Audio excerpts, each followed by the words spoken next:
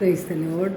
സ്നേഹമുള്ളവരെ, സുഭാഷിതങ്ങൾ 28:13 തിരുവചനം പറയുന്നു, തെറ്റുകൾ മറച്ചു വയ്ക്കുന്നവന് ഐശ്വര്യമുണ്ടാകുകയില്ല, അവയേറ്റു പറഞ്ഞ് പരിത്യജിക്കുന്നവന് കരുണ ലഭിക്കും.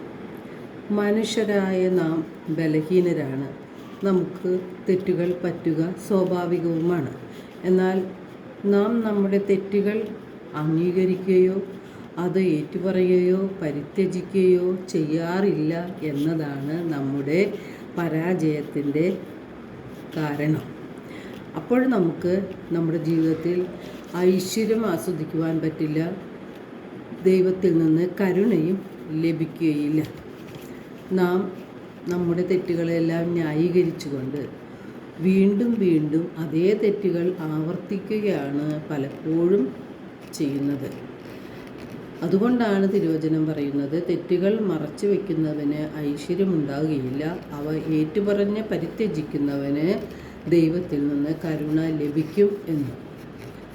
ദൈവകൃപ ഉള്ളവർക്കാണ് തെറ്റുകൾ അംഗീകരിക്കുവാനും അവ പരിത്യജിക്കുവാനും കഴിയുന്നത്.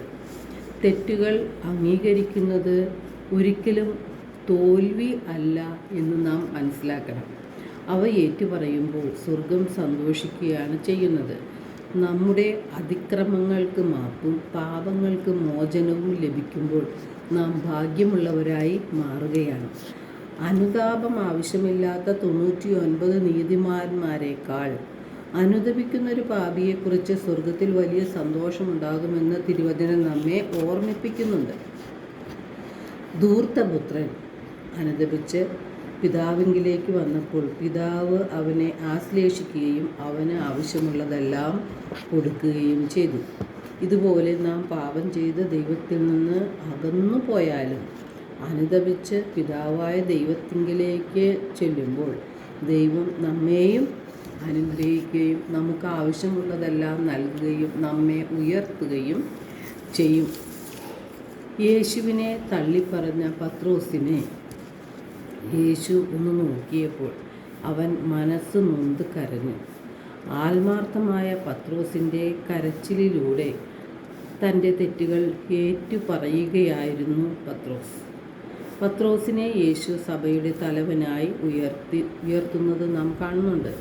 നമ്മെ നയിക്കുവാനുള്ള ഉത്തരവാദിത്വവും യേശു പത്രോസിന് നൽകി. യേശുവിനെയും സഭയെയും നശിപ്പിക്കാൻ ശ്രമിച്ചിരുന്ന സാവൂളിന് ദൈവാനുഭവം ഉണ്ടായപ്പോൾ വിശുദ്ധ പൗലോസായി മാറിയത് നാം കാണുന്നുണ്ട്. പാപം ചെയ്ത് ദൈവത്തിൽ നിന്ന് നാം അകന്നു പോകുമ്പോഴും ദൈവം നമ്മോട് കരുണ കാണിക്കുന്നുണ്ട്. നമ്മെ അനുതാപത്തിലേക്ക് നയിക്കുകയാണ് കർത്താവിൻ്റെ കരുണയുടെ ലക്ഷ്യമെന്ന് നാം മറന്നുപോകരുത്. നാം ദൈവത്തിങ്കിലേക്ക് തിരിച്ചു വരിക എന്നതാണ് ദൈവം ആഗ്രഹിക്കുന്നത്.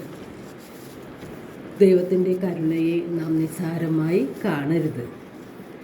യേശു ഒരു തളർവാദ രോഗിയെ സുഖപ്പെടുത്തുമ്പോൾ യേശുവിന് ഭൂമിയിൽ പാപങ്ങൾ ക്ഷമിക്കുവാൻ അധികാരമുണ്ട് എന്ന് വ്യക്തമാക്കുകയാണ്. നമ്മുടെ പാപങ്ങൾ ഏറ്റുപറയുവാൻ സഭയിൽ കുമ്പസാരം എന്ന കൂദാശ സ്ഥാപിച്ചിട്ടുണ്ട്. നമ്മുടെ പാപങ്ങൾ മോചിക്കുന്നത് പുരോഹിതനല്ല, യേശുവാണ്. ലോകത്തിൻ്റെ പാപങ്ങൾ മോചിപ്പിക്കുന്ന ദൈവത്തിൻ്റെ കുഞ്ഞാട് എന്നാണ് യേശുവിനെക്കുറിച്ച് സ്നാപകയോഹന്നാൻ പറഞ്ഞത്. ഇന്ന് പലരും കുമ്പസാരിക്കാത്തതിന് കാരണമായി പറയുന്നത് പുരോഹിതരുടെ കുറവുകളാണ്. യഥാർത്ഥത്തിൽ യേശുവിൻ്റെ പ്രതിപുരുഷനായിട്ട് പുരോഹിതൻ കൂദാശകൾ നടത്തിക്കൊടുക്കുന്നതേയുള്ളൂ. പാപങ്ങൾ മോചിക്കുന്നത് യേശുനാഥനാണ്. പുരോഹിതർക്കുള്ള അധികാരം ഉന്നതത്തിൽ നിന്ന് ദൈവം തന്നെയാണ് അവർക്ക് നൽകിയിട്ടുള്ളത്. യേശു ഒന്നാമത്തെ മാർപ്പാപ്പയായ പത്രോസിന് സ്വർഗത്തിൻ്റെ താക്കോൽ കൊടുത്ത് ഭൂമിയിൽ കെട്ടുന്നത് സ്വർഗത്തിലും കെട്ടപ്പെടുമെന്നും ഭൂമിയിൽ അഴിക്കുന്നത് സ്വർഗത്തിലും അഴിക്കപ്പെടും എന്ന് പറഞ്ഞ തിരുവചനങ്ങൾ നമുക്ക് ഓർക്കാം. ദൈവത്തിൽ ആശ്രയിക്കാം. നമ്മുടെ കുറ്റങ്ങളും കുറവുകളും അംഗീകരിക്കാം, അതേറ്റു പറയാം, അവയെല്ലാം പരിത്യജിക്കാനുള്ള തീരുമാനവും എടുക്കാം.